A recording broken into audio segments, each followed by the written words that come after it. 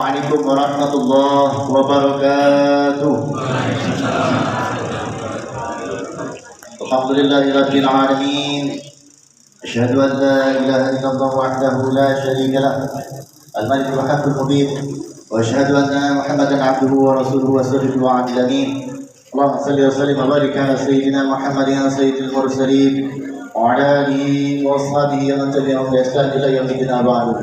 وقال الله تعالى في كتابه الكريم أعوذ بالله من الشيطان الرجيم بسم الله الرحمن الرحيم شهر رمضان الذي أنزل فيه القرآن هدى للناس وبينات من الهدى والفرقان وقال النبي صلى الله عليه وسلم خيركم من تعلم القرآن وعلمه صدق الله العظيم وصدق رسوله الكريم ونحن على ذلك من الشهيد الشهيد الحمد لله رب العالمين.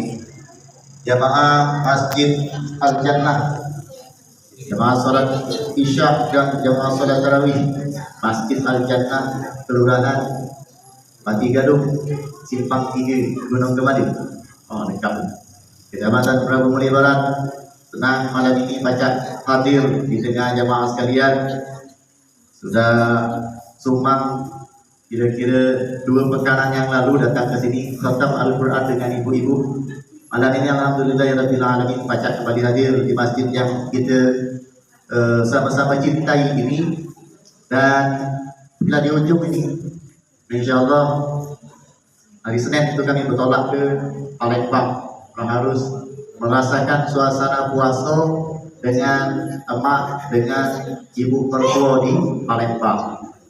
Jadi kalau ada emak, ada ibu mertua, pengen tuh dibagilah 2 hari baru masuk ke Idul Fitri. Jemaah sekalian yang dirahmati Allah Subhanahu wa taala, hampir 1 bulanan ini kami melanglang buana. Gulu kilir dan alhamdulillahirabbil alamin malam ini berkesempatan kesempatan oleh pengurus kemudian ibu-ibu majelis taklim untuk hadir dalam rangka puji memperingati Nuzulul Quran. Alhamdulillahirabbil alamin. Di masa-masa yang akan datang kegiatan seperti ini harus kita lestarikan, karena belum tentu kita ini galak duduk yang ngaji sampai habis belum tentu. Kalau tidak momen-momen seperti ini kapan lagi? Momen yang harus kita manfaatkan. Makanya ulama-ulama kita dulu, bangsa kita ini kadang-kadang kalender-kalender yang notabene ada kaitan dengan sejarah keislaman itu dijadikan tanggal merah. Bapak Ibu sekalian yang dirahmati Allah Subhanahu wa taala, seluruh rangkaian ibadah kita mulai dari awal sampai ke ujungnya kaki menuju Idul Fitri, mudah-mudahan seluruhnya diterima oleh Allah Subhanahu wa taala. Tadi ibu-ibu yang tadi ngajak bukber, nanya dia ke sebuah es buah, makanan, apapun itu, mudah-mudahan dapat amal yang sama dengan orang-orang yang berbuka puasa saat tadi. Alhamdulillah ibu-ibu sekalian, aku tidak melo ibu-ibu ya, tapi aku lah minum bandrek tadi di depan. Insyaallah ibu-ibu dengan tidak mengurangi rasa hormat ke ibu-ibu, mudah-mudahan amal pahalanya akan mengalir kepada jamaah sekalian. Amin ya Allah ya rabbal alamin. Nuzulul Quran, ini malam kita sudah di malam yang ke-23. Malam 23 ini Bapak Ibu sekalian berdasarkan riwayat Ibnu Abbas, kemudian dinukil lagi kakek oleh Al-Imam Abdul Hamid Al-Ghazali, malam 23 ini digadang-gadang adalah malam Lailatul Qadar. Malam Lailatul Qadar ini Bapak Ibu sekalian kejadiannya setahun sekali. Kalau aku ibu-ibu sekalian pasti dapat Lailatul Qadar. Cius di Pak Ustaz, cius.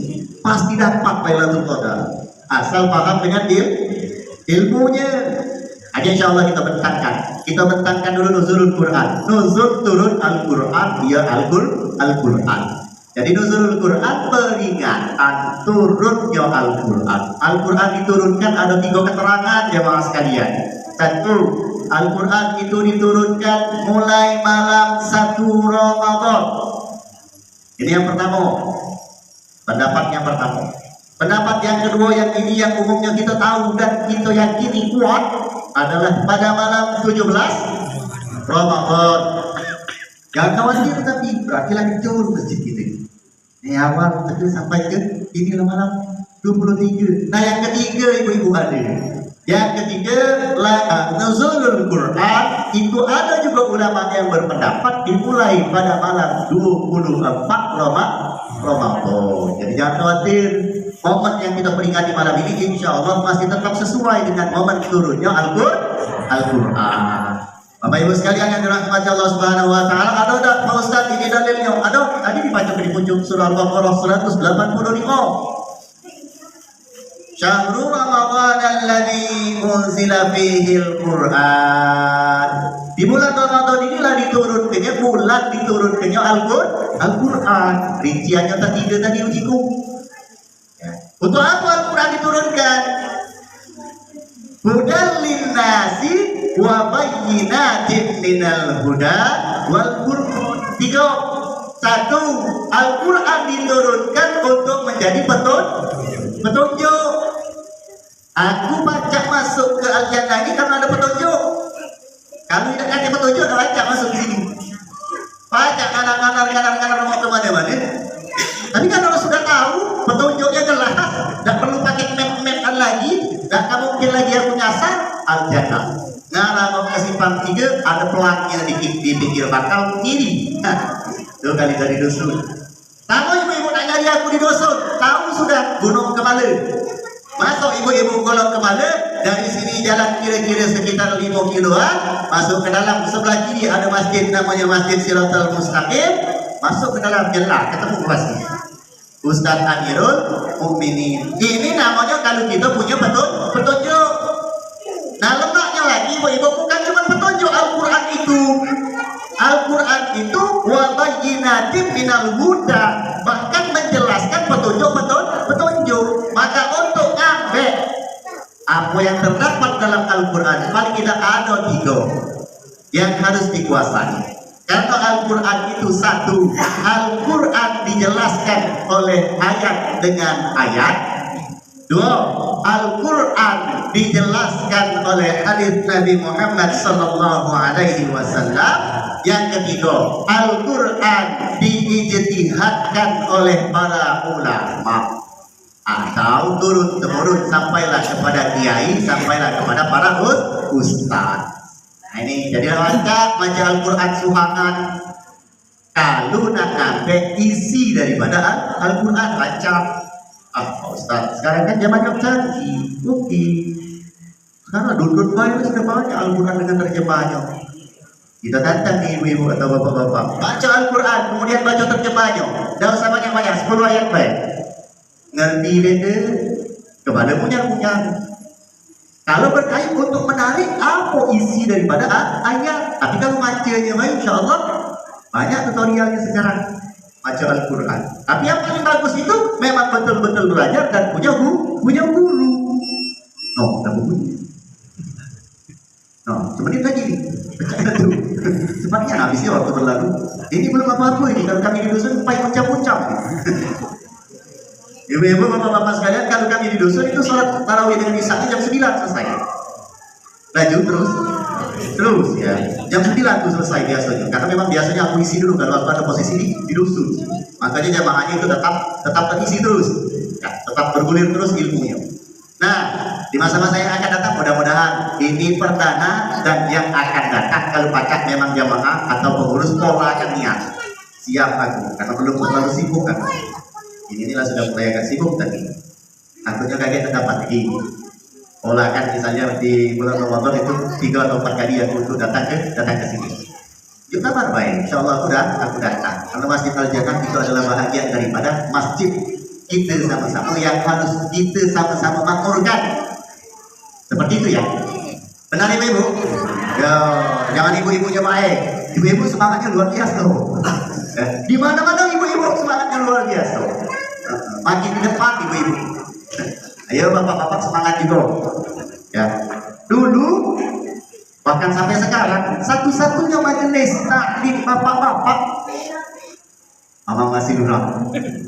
Satu-satunya majelis taklim bapak-bapak yang ada di kota Prabu Mulih itu cuma Gunung Kemarin. Majelis taklimnya majelis taklim Sirokin. Mari ini juga aku promo ke di Al-Ikhlas. Awas kedua Al-Ikhlas. Sama nih, kita juga bentuk majelis taklim. Insya Allah kita bina dan pacak kita sama-sama kumpul. Ketimbang kita kumpul-kumpul baik. Ya, apalagi masjid kita besar di Lemak nih. Pacak tuh di kamar kok ke sebelah sana belajar sambil santai. Belajar itu tuh Lemak, sambil ngudut, tahu jangan di sini tapi kalau kemalaman gitu, kan? Mau ke sebelah sana itu kan terasan termasuk. Boleh. Sama-sama kita ngaji, sama-sama kita belajar. Ustadz yang ngajarinya tidak mudah, kadang-kadang aku belajar sama pendengar. Kalau berdasarkan ilmu oke, tapi berdasarkan pengalaman mungkin bapak-bapak lebih senior.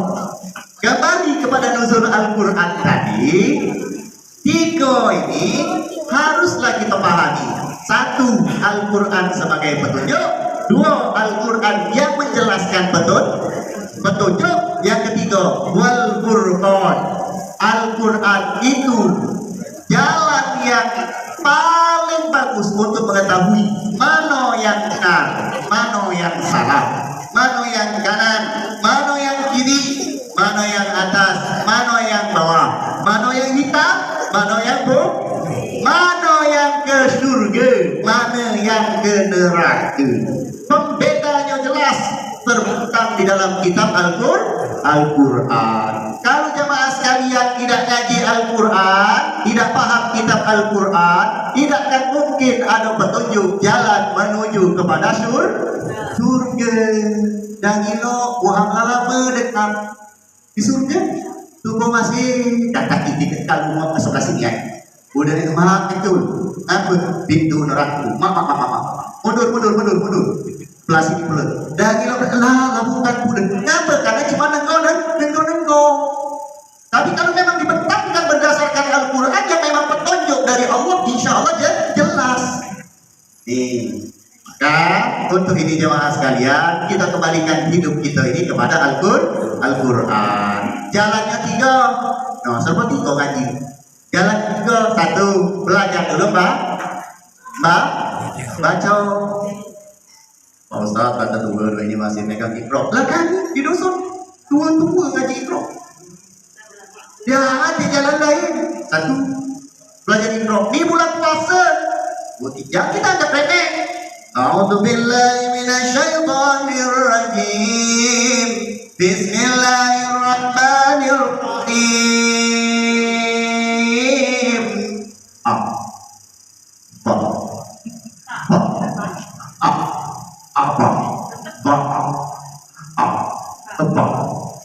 Jangan itu anggap remeh itu. Kalau ketika bulan Ramadan, ibu bapak sekalian yang dirahmati Allah Subhanahu wa taala, satu huruf yang disebutkan itu bernilai pahala 7 kebaikan. Jangan main-main tuh. Walaupun belum sampai kepada Al-Quran. Tuh. Kemudian apa ilmunya? Tak kami nilai tua. Lambau kalau mati lah kami. Kalau jadilah yang muda-muda baik, jangan. Apa guna Nabi Allah Muhammad mengeluarkan hadis? Utlubul ilmi minal mahdi ilallah. Dia apa guna Nabi Muhammad tunjuk itu? Tuntut ilmu itu mulai kau ubek sampai kau mati. Nabi tunjuk tahu. Makanya mari kita semangat galau-galau untuk kembali mempelajari Al-Quran. Satu, belajar baca. Dua, belajar memahami. Al-Jannah, ibu-ibu sudah mengguyur. Juz berapa minta ibu saya? Juz 3 ya. Habis surah Al-Baqarah ya. Tuh, lemah kan?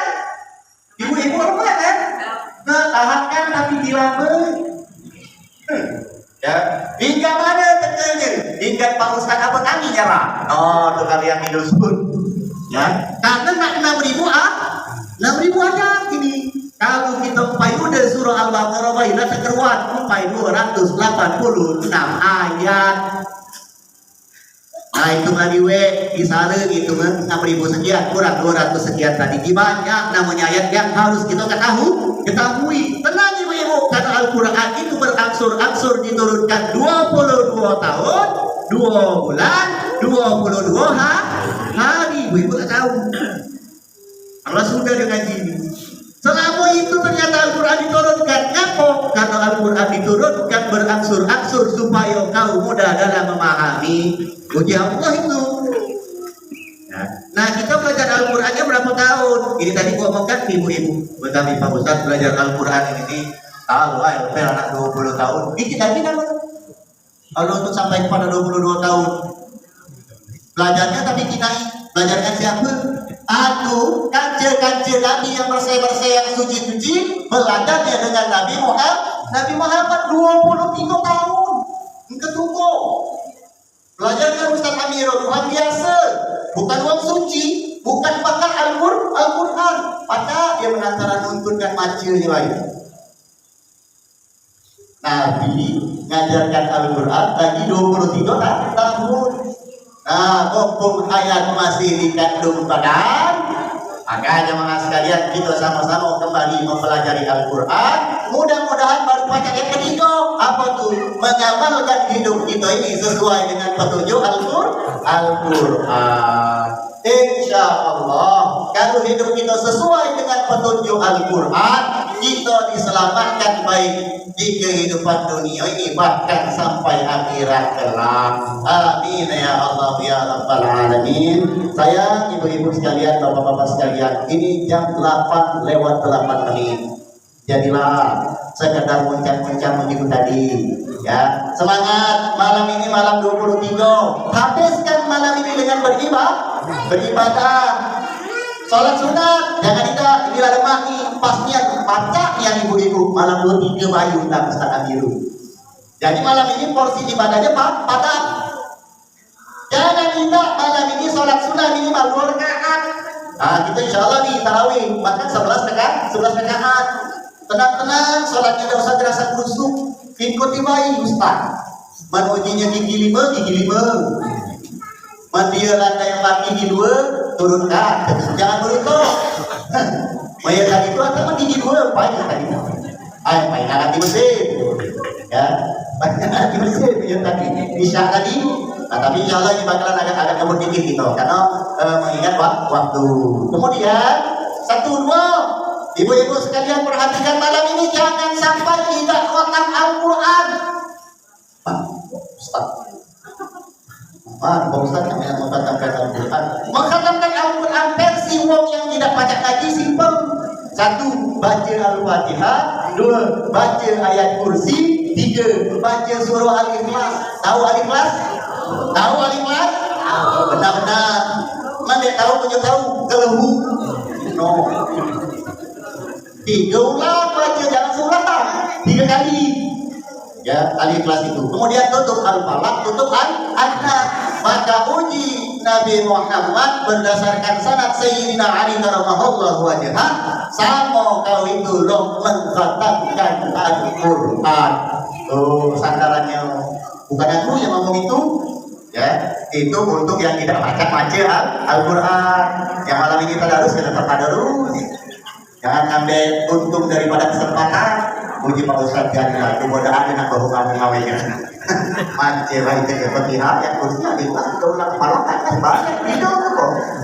Nah itu namanya ngambil keuntungan. Jalan kalau dia mau baca ngaji ya kan? Ngaji. 2. Jangan tidak mengatakan Al-Quran. 3. Malam ini jangan tidak berzikir mengingat Allah atau bertalbiyah. Sebelum Ramadan kita sudah tutup dengan sholat sunat belum mantap. Sudah selesai itu ya Allah Pak Ustaz. Linyok niat, dingin niat. Kalau bayar semoga le penyakit kami. Amin ujiku. Sakit jaga Allah. Salat tasbih. Nah ini nih, jangan sampai tidak 7 kali subhanallahi walhamdulillahi wala ilaha illallah wallahu akbar wala haula wala quwwata illa billahil aliyil azim. 7 ulang. Siapa yang membaca ini 7 kali maka setara dengan menunaikan ibadah haji dan umrah. Itu mode gratis. Apa nak manual? Nak manual 32. Kalau bandara kayak ditutup, maklum baik. Paling dekat tadi tuh suasana jadi tentang Iran dan Israel langsung disambut. Betul jago obrolan ini jamaah dulu. Ya, kalau udah ditutup ya.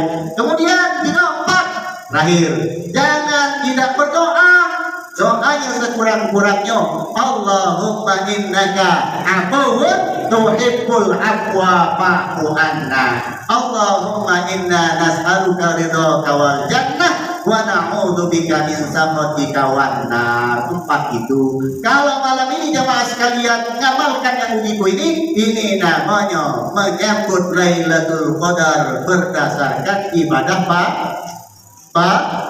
Kita tidak mendengar keganjilan malam Lailatul Qadar itu, tapi bila sudah masuk ke dalam wilayah ibadah sepanjang 1000 bulan.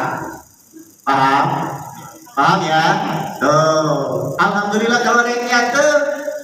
Oh, mana jam-jam 12 tak tahajud bagi Pak Ustaz tadi 2 rakaat baik. Setengah jam 12 berwuduk, mana berwuduk terhina bercahaya. Kaya tak fikir cahaya itu viral. Oh, dekat kawat tubuh, mana dekat kawat tubuh. Bas. Langsung tuh bolok lengket pertangan itu. Ya Allah, lah kalinya begitu tadi. Ala kata tenang. Itu ciri Lailatul Qadar secara zahir. Nyata berarti sudah. Kalau dia nyata ibu-ibu, jangan sampai tidak ibadah, jangan sampai tidak berdoa. Karena doanya pasti dikabulkan oleh Allah Subhanahu wa Ta'ala. Karena yang ingin tahu ini Pak Ustaz, doa kaki Pak Ustaz menulirkan aku. Enggak makan aku. Enggak makan aku ayam mendendak uruk. Ya, karena ini jemaah sekalian kita cuma untuk menyambut nuzulul Quran dan sedikit pengenalan Lailatul Qadar. Sebenarnya panjang lagi nih aku nak ngobrol, tapi waktu kita lagi jadilah dulu ya. Mohon maaf, jadilah insyaallah sudah cukuplah itu untuk ibadah di 10 hari yang menuju yang terakhir ini. 8 ya? 8 atau 7 hari lagi ke depan. Ingat di ujung sikap lagi kewajiban kita menunaikan zakat. Itu baik pesan daripada aku untuk ibu-ibu. Minal aidin wal faizin, mohon maaf lahir batin. Mudah-mudahan habis lebaran insyaallah kita kembali lagi ya. Insyaallah. Dan bapak-bapak juga mohon maaf kalau ada yang salah-salah. Inilah yang banyak aku sampaikan karena waktu harus membatasi kita. Baiklah, azan tawakkalkan ala Allah. Dan kamu pada tahzan innallaha ma'ana billahi taufiq wal hidayah. Assalamualaikum warahmatullahi wabarakatuh. Waalaikumsalam warahmatullahi wabarakatuh.